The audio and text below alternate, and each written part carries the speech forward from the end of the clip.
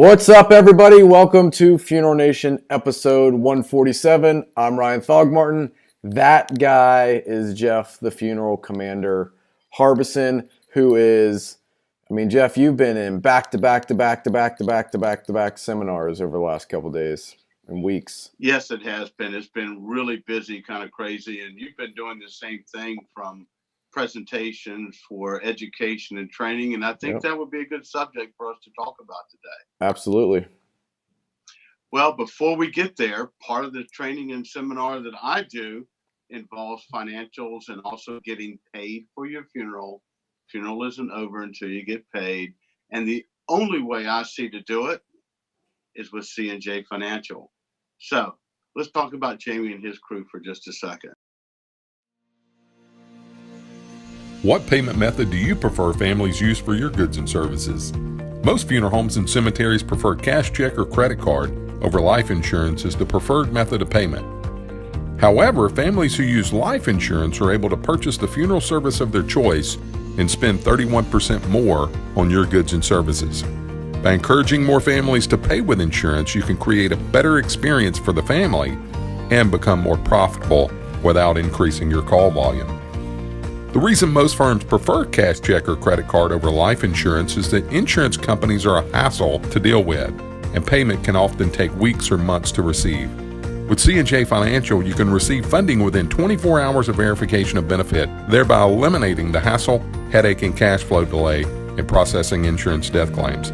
Let us show you why hundreds of funeral homes all across America choose C&J for their assignment funding needs, and why many associations, accounting firms, and industry leaders recommend C&J to their clients and members. All right, good stuff, Commander. So we're going to talk about education and training, which is cool because you and I get to kind of run the circuit and do training at different seminars and things, but you do a lot of in-house training. We do a lot of training through webinars and video content.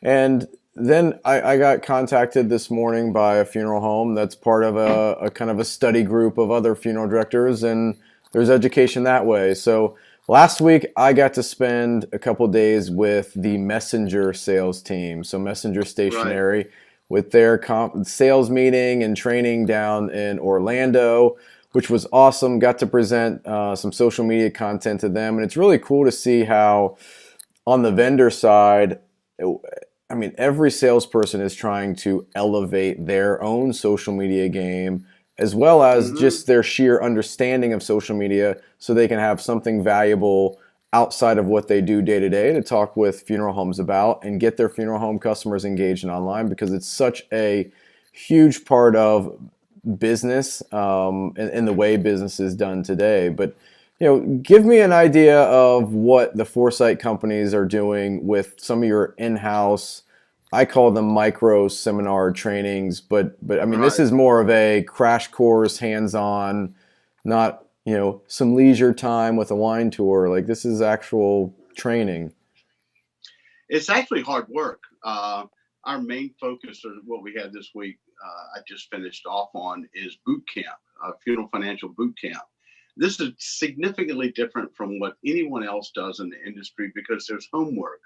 We get the financials from the funeral home, and then we help the funeral home fill in certain criteria that we use for data points for where they're sitting now as a funeral home.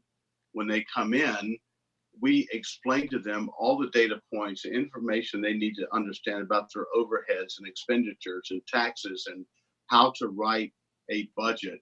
We look at their pricing, how their pricing affects their bottom line. And that bottom line, so, you talk about profit, right? That's what the bottom line. Okay. Thing, that comes into profit. For instance, we talk about things that people don't like to talk about. Basically, if your non-declinable funeral charge is more than your cremation charge, that's wrong, because the burial families are subsidizing the families that are choosing cremations. We go through a litany of things at this seminar where we're doing things. Hold on, the phone's ringing, they'll have to wait. At this seminar, from human resources, we also talk about geography with insights from who's in their particular area. And that's from clients to competition. We do other things like I conduct a accounts receivable training. And the interesting thing that I find that's lacking in our funeral business, there's a lot of education going out here, but there's very little training. And because training, to me, there has to be a standard of either proficiency or not. Mm-hmm. And so from our standpoint here at the Foresight Companies, we just don't want to educate you. We want to train you. We want you to be proficient understanding how to manage your funeral home with finances and what the difference is if you just not necessarily charge more, but charge differently. Does that make sense? That's absolutely awesome. Yeah, it makes total sense. And I think you're right. There's a lot of people that talk. There's not a lot of action or recourse that comes with that talking. And so, I think it's interesting to have this conversation as we're only 2 weeks ahead of ICCFA, which is one of the largest conventions that funeral homes attend. And, a lot of these large conventions have deep educational tracks every single day, but is there value that's taken out of some of those educational tracks? Is it actual training? It's more talking, less hands-on. So I'm curious to know from the viewers of Funeral Nation, where do you get your actual training? Like, what is most valuable for you to continue to hone your craft, run your business, and learn about the things that actually make you better at doing your job and running your business? Where are you getting that information? Is it webinars? Is it hands-on training? Is it, are you getting value out of a lot of the state conventions and micro conventions that happen around the country? And, what does that landscape look like? Because, Jeff, you and I run in a lot of the same circles in this profession on the convention circuit, and this seems to be a very, very popular topic that we have extensive conversations about, and it seems to be a need from even funeral homes that they're not getting what it is that they need to get actual real training to be able to do better. There's also a lack of the people at the top getting the right training, which everything in the business stems from the person at the top. So, just signing employees up for an educational track doesn't mean that they're getting actual training. So I think it's interesting. Where are you getting your value from? Yeah, that's a really good point. And I believe there's a significant difference between training and education. I'll give you an example. I can get you to read how to juggle. Now you're educated, then hand you the balls. Yeah. It doesn't happen. Right. One of the things that I would love to see our profession do is for CEUs that there should be an exam or a test at the end in order to prove proficiency for what you attended. Because I go to the CEUs and see these things sometimes, and people are just sitting on their phones. They sign in, they pay a couple $100, they're asleep, and they move on. How is that actually helping the profession do better? Right. And from a training standpoint, it's not that difficult. Unfortunately, it has to be intentional training that has meaning. And this comes from the leadership at the funeral home.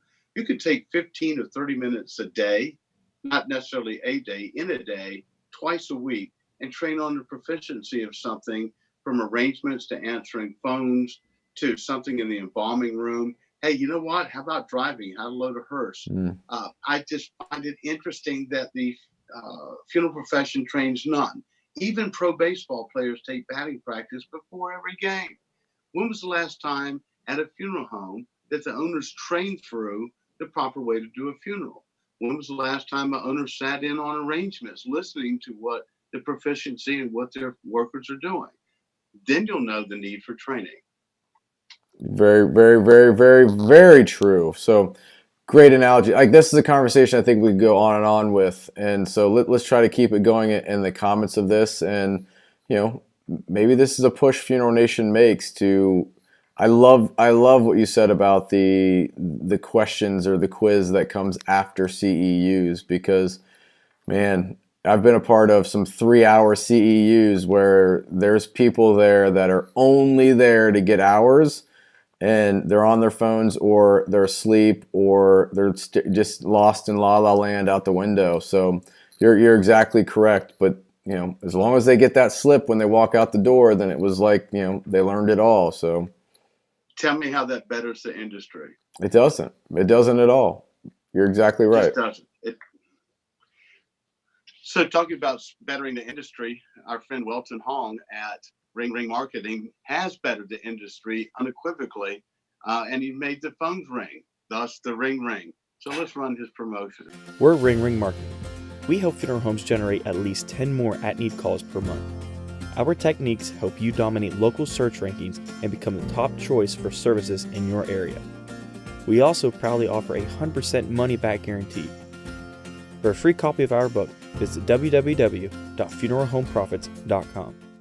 Excellent. Well, this wraps up episode 147. I'm glad to have you back. Like going rogue on my own last week wasn't as fun. Yeah, fortunately we were able to get the interview in, but then duty calls. That's and right.